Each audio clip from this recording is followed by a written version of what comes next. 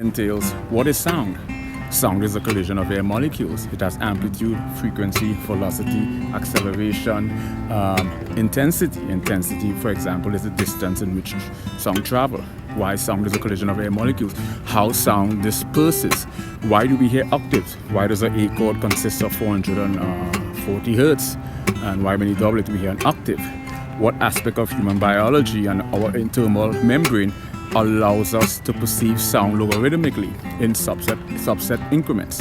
So cross-disciplinary, is an analysis of one discipline within the context of another. But it requires an in-depth knowledge of that, the simultaneously of the second discipline, and that is music. I can write, I can compose, I can transpose, I can transcribe, I can write tabs, notation, I can read and write sheet music, and I have a fundamental understanding of how music works.